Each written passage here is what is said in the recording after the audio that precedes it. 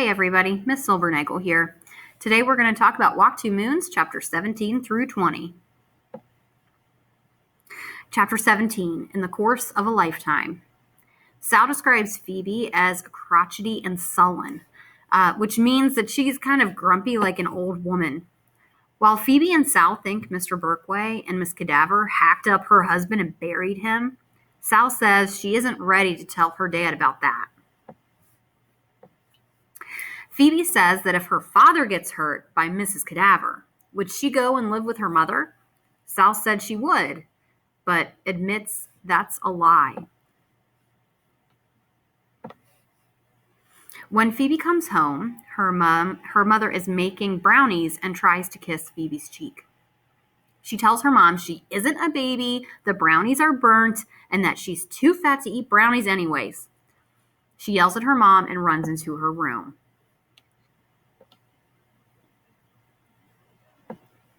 Sal is starting to notice how Phoebe takes advantage of her mom, and she wonders if that's what she did too. The last day Sal's mom was home, she asked to go on a walk with Sal. Since it was drizzling outside, Sal refused and yelled at her mom. Sal says this is the last memory that she has of her mother.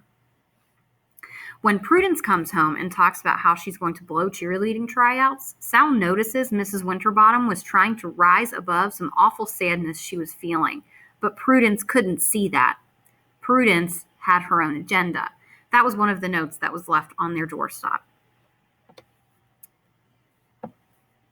So, Sal is starting to use these phrases or these notes that they find on the doorstop. And Sal is noticing in everyday life what those phrases mean. So this is a hint for you. These notes could be a topic that helps lead us later into what a theme is for our final product. So these notes are pretty important to know what they are and how Sal is using them in every day. Like she's talking about Prudence here, having her own agenda, or being kind of selfish. In the course of a lifetime, what does it matter? New note. So suspense. Who doing? What happening? Stonks. I have achieved comedy. So in the course of a lifetime, what does it matter? Sal says, I did not think cheerleading tryouts would matter, but I was not so sure about yelling at your mother. I was certain, however, that if your mother left, it would be something that mattered in the whole long course of your lifetime. Chapter 18, The Good Man. Graham and Gramps had 4 sons. One son died in a tractor accident. One died after a skiing accident, and one drowned while trying to save a friend in the freezing Ohio River. They said the friend survived, but their son did not. Sal says her dad would probably still be the favorite because he likes simple things and it's easy to make him happy. She also says this made her mom feel not good enough because he was so thoughtful and always did things to make others happy. And that didn't come naturally to the mom. Sal remembers her mother bringing up the idea of leaving the house. In the story, she says, 2 days before Mom left, when I first heard her raise the subject of leaving, she said, I feel so rotten in comparison.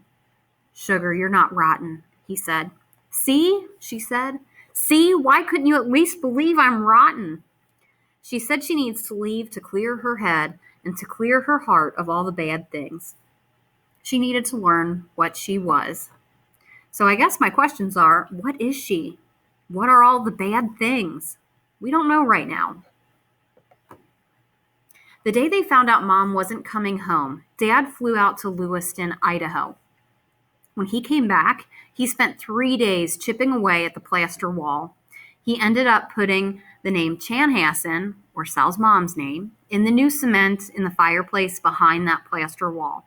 Remember, in chapter 1, it ends with Sal describing the fireplace behind the plaster wall, kind of like Sal and Phoebe. Beneath Phoebe's story is Sal's story. Beneath this plaster wall was a fireplace. Miss Cadaver started writing letters to Dad right away, right after they found out that Mom wasn't coming home. And Sal says that she was busy throwing temper tantrums and refusing to leave the farm. Dad gives in a little bit, saying that they won't sell their farm, but instead put it up for rent and come back later. Dad says, "We have to leave because your mother is haunting me day and night." Sal admits that she doesn't want to know who Miss Margaret Cadaver is and why they were writing letters to each other. She wishes she had someone to blame for her mother's leaving, but ultimately knows no one is to blame. All right, chapter 19, Fish in the Air.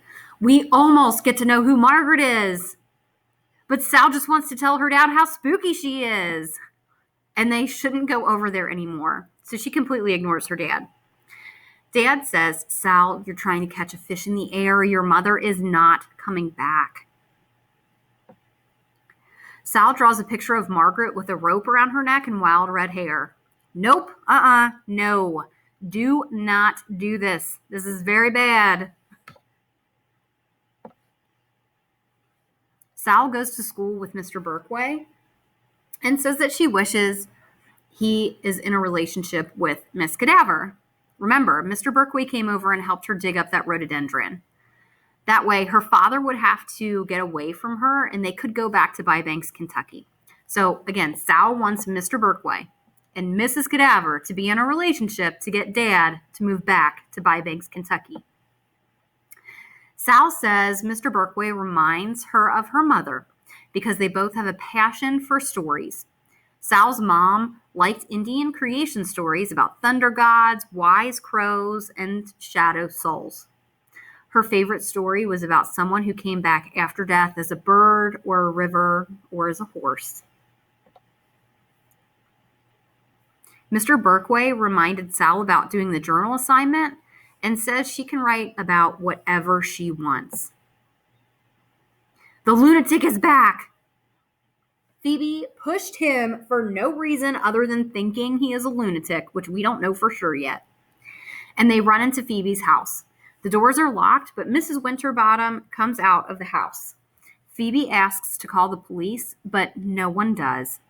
Phoebe swears if she sees that lunatic again, she's going to call the police herself.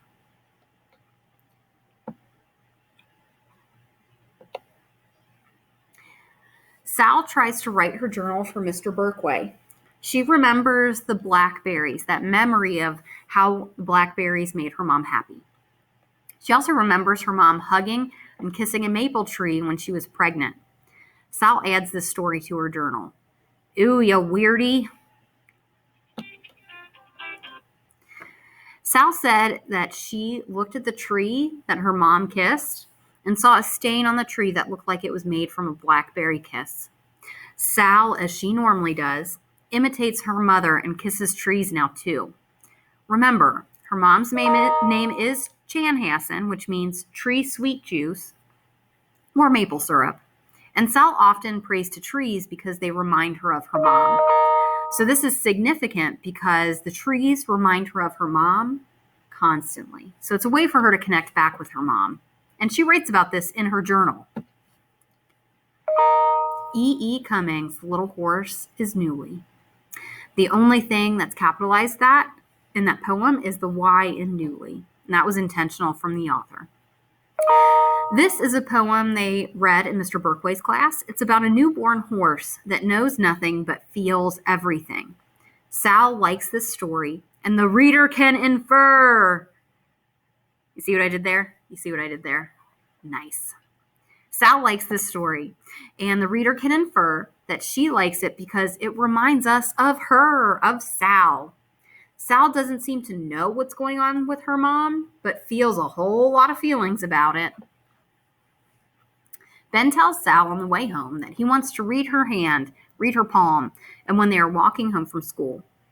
Ben asks if she wants the good news or the bad news first. Sal says she wants the bad news. The bad news is Ben doesn't know how to read palms. The good news is Sal and Ben held hands for 5 minutes, and Sal didn't flinch at all. Smooth move, Ben. Okay. This is much better than awkwardly kissing her collarbone, which, boys, you should not do.